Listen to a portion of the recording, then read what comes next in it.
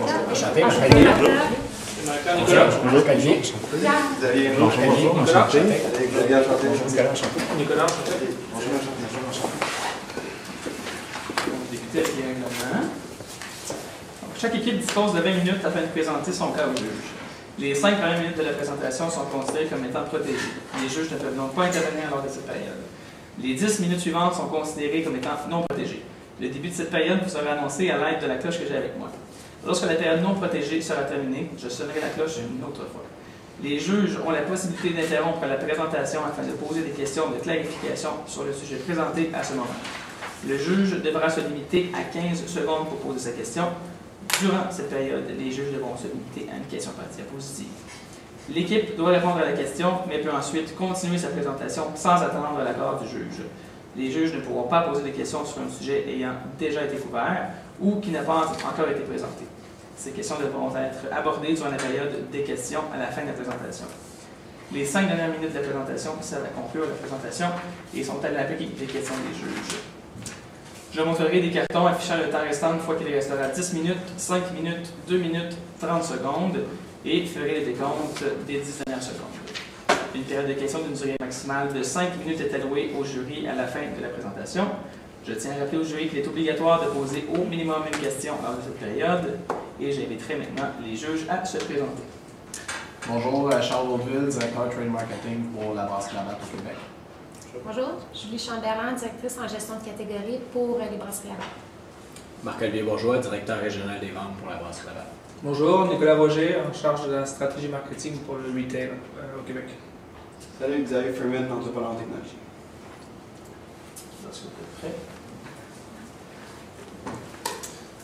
Vous avez échoué. Chacun de vous a échoué au moins une fois dans sa vie.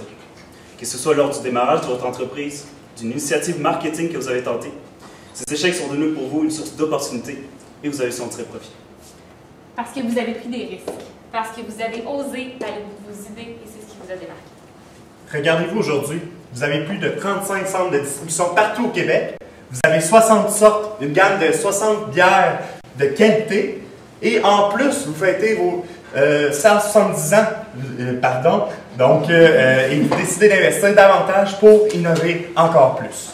Je suis Jonathan. Marie-Claire. Alpha. Donc aujourd'hui, nous sommes ici pour vous présenter notre solution, notre stratégie Labatt Plus. Donc, évidemment, vous êtes une marque canadienne incontournable partout. On vous connaît, évidemment, ce n'est pas un secret qui est caché. Évidemment, vous avez la bière préférée des Québécois, la Budweiser. Donc, très appréciée, même par nous, les milléniaux. Et vous avez, comme j'ai dit tout à l'heure, une gamme de produits qui est variée.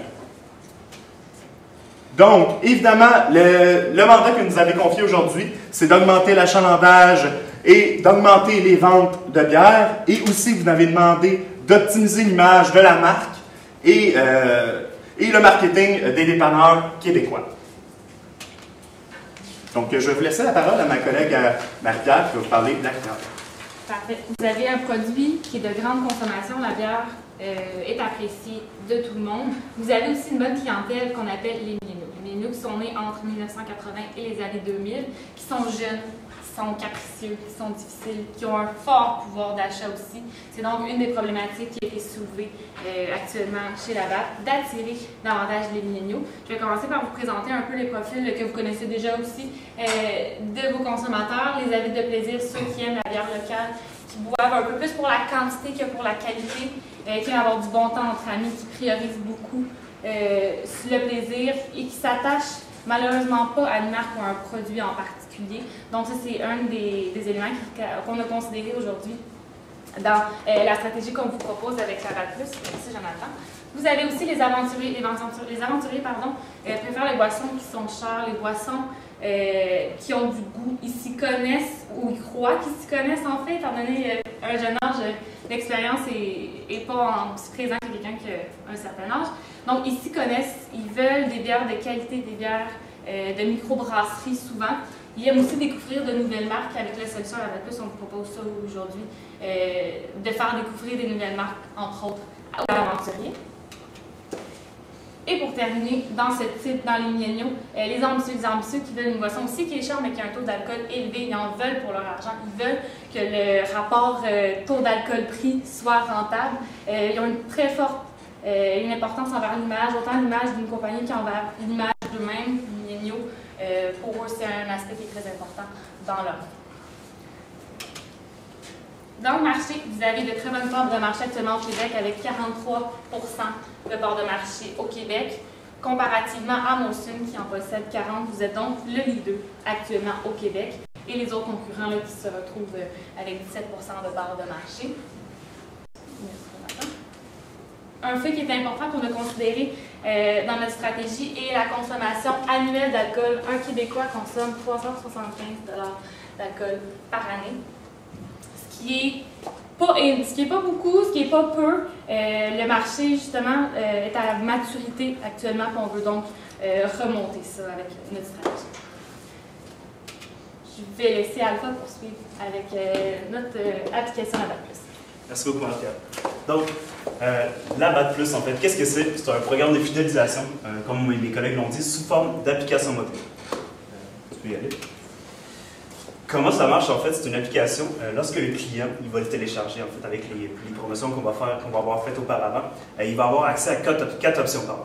Donc, on va avoir l'option type de buveur. Je vais vous l'expliquer tout à l'heure. Promotion, points et la carte. Tout d'abord, type de buveur, en fait. Dans cette section-là, en fait, notre client à nous, il va faire ses achats. Il va pouvoir voir tous les achats qu'il a faits, ses achats depuis des derniers mois, si on veut. Il va également pouvoir voir son profil de buveur. Donc, dépendamment de des achats qu'il va faire, soit une pale, une blonde, une rousse, il va pouvoir voir quel type de buveur il est. Et ça, ce type-là, on va l'associer à des types de buveurs, soit un avide de plaisir, un aventurier ou un ambitieux. Donc, dépendamment du produit qu'il va acheter, on va l'associer à un type de personne. Par la suite, dans l'autre section, la section promotion, en fait, ce qu'on va faire avec cette section-là, c'est d'offrir des promotions via l'application directement. Des promotions qui sont ciblées selon le produit qui va être consommé par le client. Donc, si moi, je suis un client qui est habitué de consommer une bière blonde, plus de bière blonde que de rousse, donc on va cibler notre promotion par rapport à ça. Donc, on va faire des promotions en conséquence. On va également cibler des promotions selon la localité. Donc, si tu viens de Montréal, tu vas avoir tel type de promotion. Si moi je viens d'une autre ville, donc on va avoir des promotions qui vont être différentes selon la localité. La troisième section, on va avoir ici des points. Donc notre système de pointage en fait qui va être offert sur tous les produits de la BAT. Donc peu importe le produit de la BAT que je vais acheter, le système de points va s'appliquer dessus. Donc c'est un système d'accumulation de points tout simplement. Donc ce qu'on a pensé en fait c'est une espèce de processus de bière qui se remplit. Donc à chaque fois que plus tu as de points, plus ta bière se remplit jusqu'à temps que tu atteins un certain palier.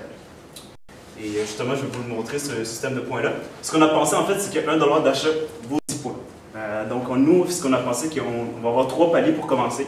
Ça va être nos paliers tests, si on veut. Le niveau 1, donc à 1000 points, notre client, nous, il va avoir un objet promotionnel d'une valeur de 2 $ qu'on va lui donner, soit une casquette, les produits promotionnels que vous donnez d'habitude. Ensuite, niveau 2, 3000 points. Donc, on a mis des niveaux, en fait, pour inciter le client à aller chercher encore plus. Donc, moi, je vais attendre le niveau 4, je vais attendre le niveau 5, je vais attendre le niveau 6. Donc, niveau 2, 3000 points, on va avoir des produits d'une valeur de 6 $ environ. Et niveau 3, 6000 points, des produits d'une valeur de 12 $. On a pensé à ça pour commencer. Le système de pointage, comme j'ai dit tout à l'heure, c'est c'est un système incitatif. Donc, on veut faire en sorte que notre client, à nous, ait toujours envie d'en avoir plus. Quand il est au niveau 2, il va consommer plus de bière pour atteindre le niveau 3 pour avoir le produit d'une valeur de 12 $. Et la section publicité, comment on va faire ça en fait? On a pensé à de faire la publicité directement sur les emballages de bière. Donc les bières que vous vendez, faire la publicité sur ça. Donc si moi je viens pour acheter une bière, je vais voir qu'il y a une application mobile qui existe pour que je puisse gagner de l'argent, si on veut. On va également faire la publicité sur les réseaux sociaux, donc via Facebook, Instagram, Snapchat. On sait que les gens qui vont consommer nos produits sont des gens qui sont connectés. Donc on va aller les chercher directement avec ces véhicules-là. Et la carte, en fait, pour notre marché test, tout simplement, on a pensé à prendre 100 magasins dans Montréal pour tester ça et on va faire la promotion seulement sur l'île de Montréal pour commencer. Et si ça marche bien, on va étendre ça à la grandeur de la Croatie.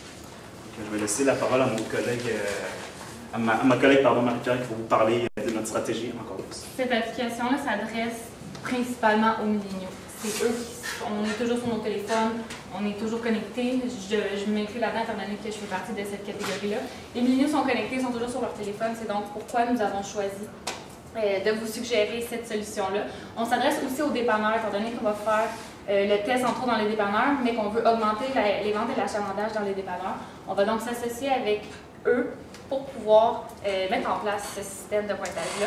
En fait, la façon que ça fonctionne concrètement, pour implanter ça dans les dépanneurs, on va implanter un logiciel sur les systèmes de caisse qui sont déjà présents. Sur le téléphone, dans un onglet, il y a un code barre qu'on va scanner, qui va permettre l'accumulation de points avec les achats et qui va permettre aussi de récupérer les récompenses, puisqu'on peut récupérer, par exemple, au niveau 2, on peut avoir un produit à 6 $, probablement une canette ou une bouteille d'IPA qui vaut à peu près ce prix-là environ. Donc, pour récupérer ça, on va pouvoir scanner l'application et le produit va être gratuit. C'est comme ça qu'on va pouvoir la récupérer. Pourquoi est-ce qu'on a choisi de vous suggérer une application, un programme de fidélisation sur une application mobile? Premièrement, pour l'appareil. C'est l'appareil qui est le plus utilisé chez les jeunes. C'est aussi un moyen au niveau écologique de réduire soit les cartes de fidélité traditionnelles en carton ou en plastique. On en a beaucoup dans nos portefeuilles, ça prend de la place. Et justement, c'est une méthode qui est trop traditionnelle et nous, les milléniaux, on n'est pas traditionnels. Donc, on fait ça sur un appareil mobile qui est le téléphone cellulaire. Pour l'industrie aussi, on le fait pour l'industrie puisque dans l'industrie, ça ne se fait pas. Vous serez donc les premiers à avoir un programme de fidélisation mobile dans le secteur, donc vous seriez un pionnier de ce type de programme de fidélisation-là. Pour la fidélisation, on le fait pour ça aussi parce qu'on sait que les milléniaux sont durs à fidéliser. On ne s'associe pas à des marques, ne s'associe pas à des produits. On veut donc les fidéliser en incitant l'achat, mais en réincitant l'achat avec les récompenses. Ils vont donc cibler leur achat en fonction de cette application-là. Ils vont choisir les produits de la date versus un autre pour pouvoir avoir les récompenses.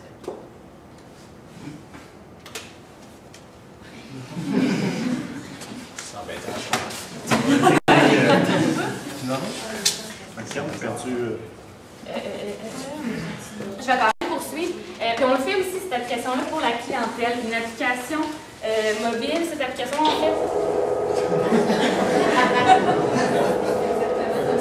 Cette application-là, en fait, pour se connecter à l'application, on doit utiliser un compte Facebook. Ça permettra de permettre donc à l'entreprise de recueillir des données sur le profil des consommateurs, parce que je sais qu'il y a certains profils qui ne sont pas encore identifiés au niveau démographiquement pour le type de clientèle. Donc, ça permettrait de recueillir l'âge, la région, etc., voir qu'est-ce qu'ils consomment, de pouvoir relier l'aspect démographique du profil au profil de consommation. C'est une raison pourquoi on suggère cette application-là, pour recueillir des données, pour suivre une base de données pour le film. Je vais laisser la parole à Jonathan qui va pouvoir poursuivre avec la partie ressources humaines. Merci Marie-Pierre. Donc, les ressources humaines, une partie très importante de notre stratégie.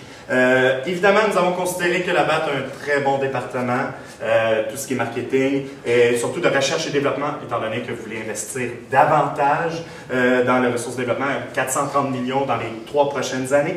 Donc, nous considérons que vous avez l'équipe nécessaire afin de développer cette application mobile. Donc, pas besoin d'aller chercher d'autres ressources ailleurs. Vous l'avez déjà à l'interne de l'entreprise. Et évidemment, au niveau du marketing, là, comme vous a parlé tantôt, soit l'affichage sur les boîtes de bière. Donc, vous êtes quand même habitué de faire cela. Et au niveau des réseaux sociaux aussi, là, vous êtes quand même habile à bien promouvoir l'application mobile.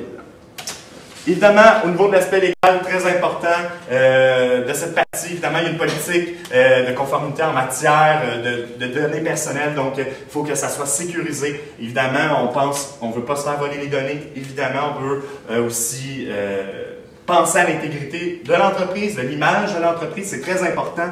Donc, on ne veut pas utiliser ces données-là de façon, comment dire, un peu malsaine, donc il faut bien les utiliser et c'est ce qu'on vous propose, évidemment, c'est d'établir des mesures de sécurité qui seront publiques, qui seront établies, comme par exemple une petite cage à cocher, vous avez lu ces conditions d'utilisation, comme par exemple.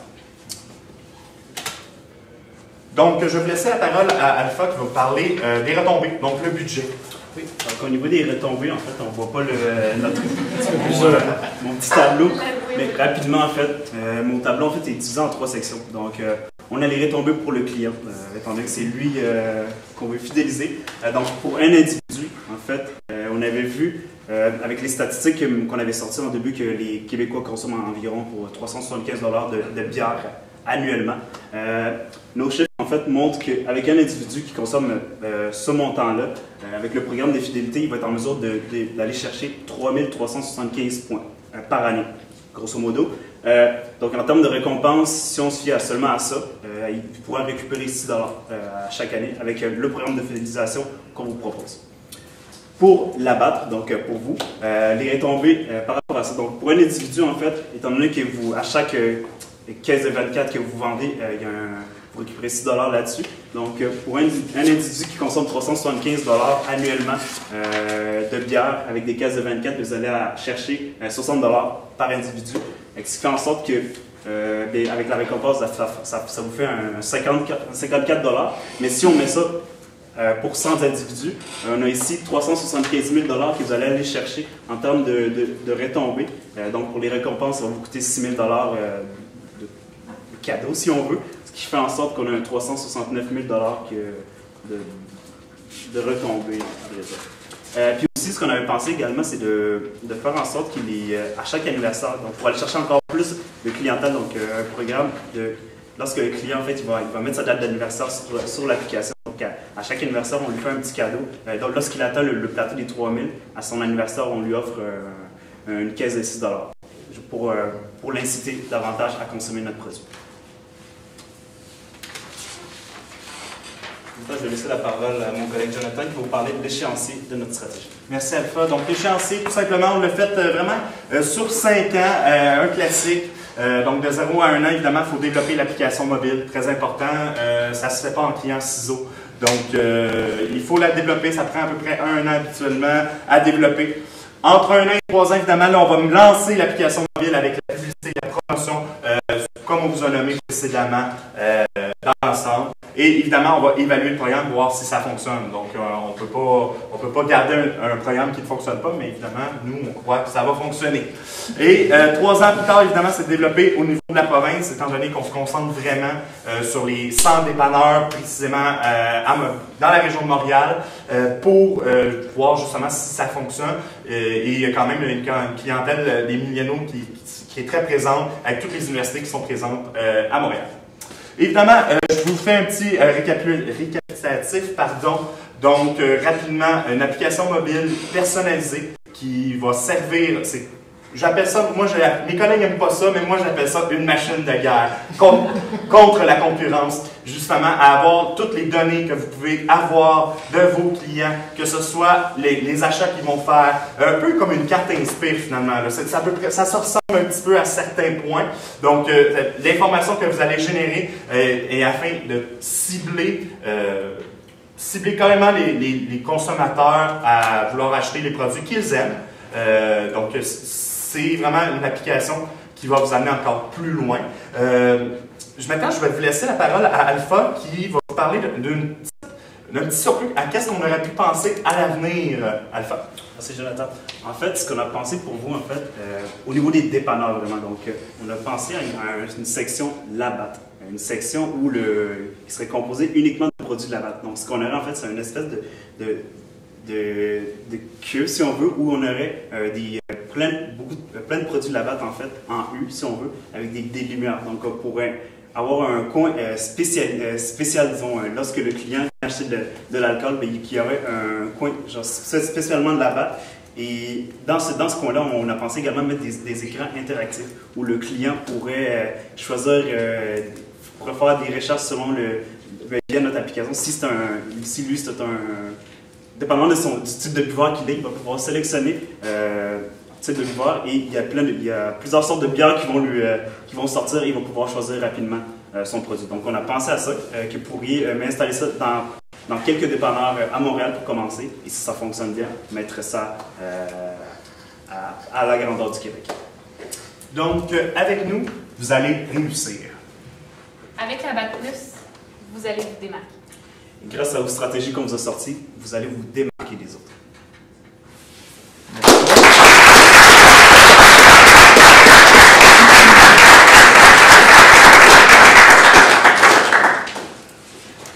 J'ai une petite question. Donc, on dit qu'en moyenne, ce qu'on donnerait pour un client par année, c'est une prime de 6 $. C'est bien ça? Vous, en tant que milléniaux, d'avoir une application pendant 1 an pour recevoir une prime de 6 $,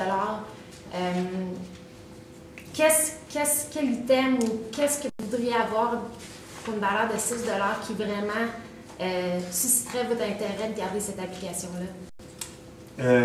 Si je peux bien répondre, c'est pas juste le 6 $ qu'on offre.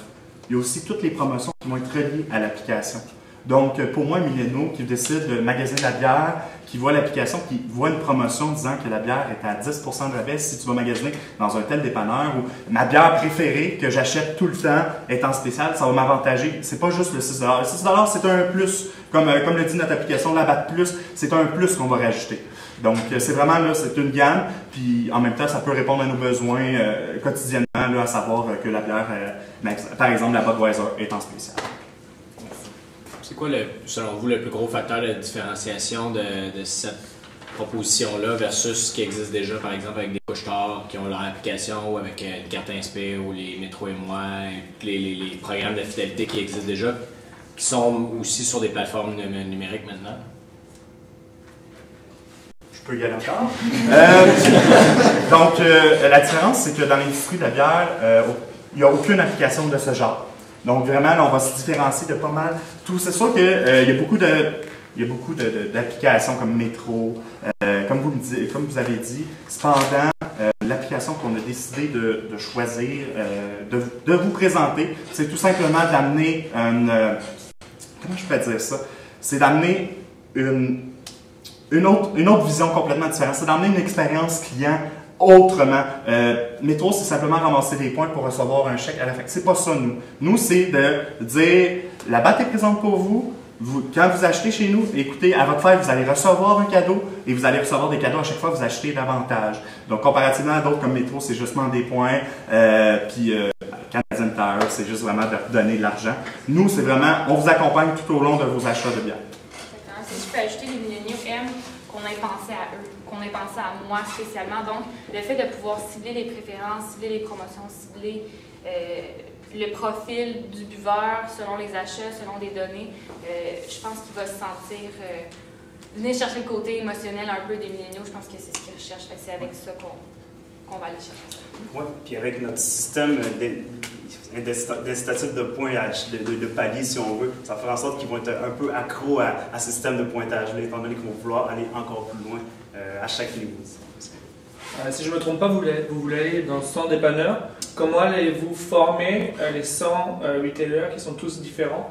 Quelle est votre stratégie de formation et de lancement chez eux? C'est sûr qu'évidemment, il va falloir cibler des dépanneurs qui, idéalement, auraient le même système de caisse pour faciliter le test. Sinon, il y a toujours moyen de s'adapter. Ça va être un employé qui va aller directement dans le dépanneur pour former comment l'application fonctionne, parce que c'est important si le client, si on sait que dans un dépanneur, il n'y a pas une expérience client, il n'y a pas de conseil. C'est vraiment plus un commis. On veut donc que les employés puissent accompagner au moins un minimum le client dans cette application-là pour qu'il puisse l'utiliser, pour qu'il sache comment s'en servir. Expliquer aussi d'avoir une formation sur comment l'utiliser sur la caisse, pas juste de comment l'expliquer au client, mais de comment l'utiliser sur la caisse, comment ça fonctionne avec le système de code barre.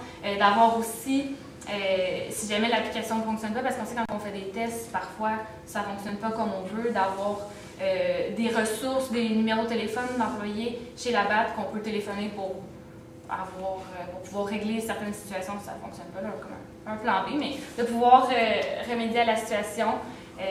Donc, ce serait vraiment à ce niveau-là qu'il faudrait miser pour bien implanter ça.